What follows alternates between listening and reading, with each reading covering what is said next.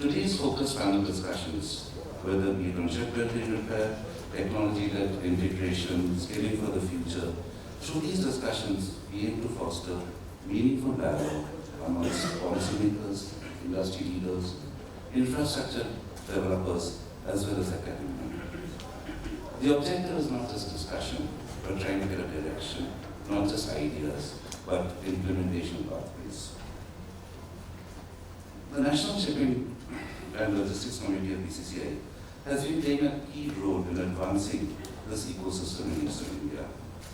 For over 14 years, this annual Shipping and Logistics Council has been its flagship conclave and has by far the region's biggest platform for this kind. I'm very confident that today's conclave will generate insights, partnerships, and strategic clarity that will help position India as a leading global and maritime logistics hub. On behalf of BCC&I warmly welcome each and every one of you, and thank you very much for being a part of this occasion. Thanks, sir.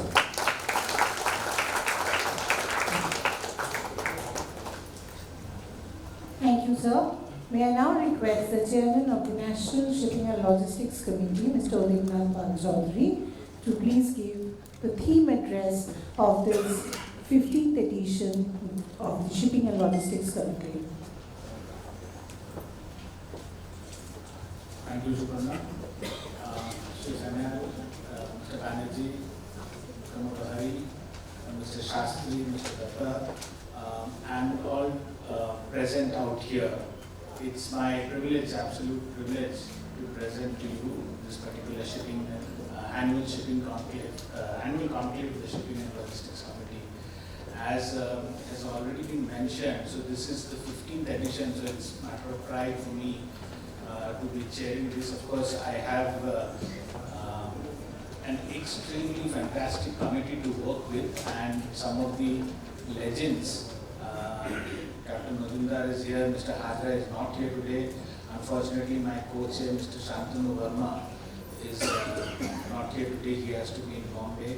But then this committee has always been an inspiration and something that has taken this entire thing forward. Like the way Mr. Banerjee mentioned, it's between the past and the future. And that takes me to the fact that when I was thinking about it as to what is it that we are talking about today. So a couple of ancient philosophies come in mind. I mean, not philosophies, like stories really. This famous story about the ship of Theseus. So this is about Greek mythology where after the Greeks won against Minotaur, so they were able to take their citizens back using a ship which was known as, I think, a ship. Now, in order to replicate that particular great success, they used to do an annual pilgrimage from Athens to another island, I think, called Delos, and that was known as the ship of Theseus. Now, of course, as you keep doing this pilgrimage or this journey every year, the ship is not the same. So you are changing maybe a little mast or the hull or the oars. So after a certain time, when you look at the ship, is this the same ship that actually was there? So it's about a little bit about the identity. Similarly, there's this other concept, once again very, very philosophical. There's a German philosopher called Neurath. He talked about a boat, and when it has set sail, it still faces some problems. So you have to fix it while you are sailing. So I think in that sense, this particular conclave, the themes that we've chosen is about doing things in tandem. We have to fix certain things while we are sailing. So we don't have the luxury of staying put. And the way India's economy is changing its gears, I think it is also like that. So we have at the same, I would say, time frame, the merge or the urge towards move towards digitalization, at the same time making sure that we are able to take our ancient wisdom, be it from Vedas or be it from Upanishads or Ayurveda or anything. So combination of both these things, the ambidextrity as they talk about, that moving forward, looking at the future while focusing at the same time on the present. I think this conclave, or at least the theme for this conclave, would typically be around that. So that's why we've picked up things like shipbuilding, which of course is a great opportunity, I think, for the Indian economy at large. Though India's got this massive coastline, the Indian flag ships are very few, minor percentage.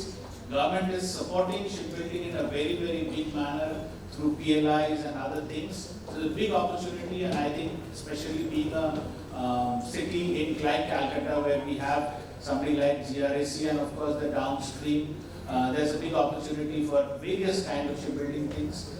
The next part is about multimodal, which of course is part of the modernity, making sure that we are bringing various kinds of logistics at the same, under the same umbrella. And the third forum or the third session is of course about skilling. So if you've got everything but you don't have the people, in that case you will not be able to make a success of that. So I think that way the theme that we've chosen for this particular conclave is kind of universal, goes back a little and also takes us forward. So I'm hoping that it will be ground for great deliberation. We've already got fantastic speakers on the days, and the panels also would be of great, I would say, of education for learning, and it will be an opportunity for us to put together a compendium which is going to make sense for times to come. So with that, I'm thanking the audience for coming in, of course, and I'll conclude with that, and Shukran, if you could take it forward.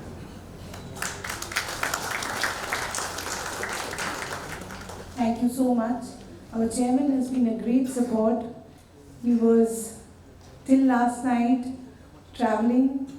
He has come today morning and has been constantly monitoring each and every moment of this conclave. So we thank you, sir, on behalf of the committee and the chamber.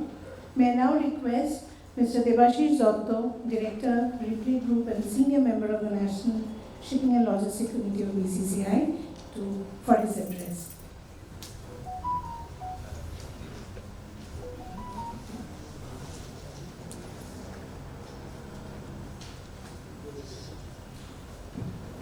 Good morning. Can I hear one good morning from you all? Good morning. Yes, we should be vibrant. That is Bengal. Mr. Sanjeev Sanan, Mr. Comrade P.R. Hori, Mr. Abhijit Banerjee, my very good friend Dinesh Shastri, and also my boss, and Adip Pal Chaudhary also is also a good friend of mine. And maximum people are my friends here, and you all. It's really a great pleasure to come to this annual conclave. And like it is like our oxygen, this annual conclave, we always feel that we are always a part of this annual conclave. And in logistics sector, what I feel, Sanal Sahib in Calcutta, we are a family. In the whole logistics society which is sitting in front of you, is some way we are a family and we feel that. And we are progressing because we are together. And this togetherness is taking us to for the growth.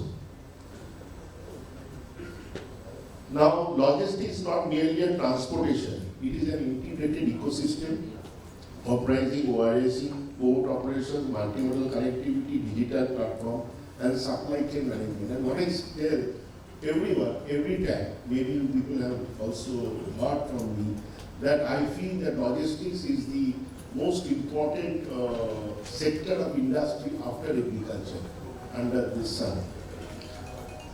India's logistics sector has entered a transformative phase. Historically, logistics cost in India remained about 13% of GDP, 13% of GDP, creating ineffectiveness in trade and manufacturing. However, recent economic data indicates a milestone achievement. It was done by the Ministry of Commerce.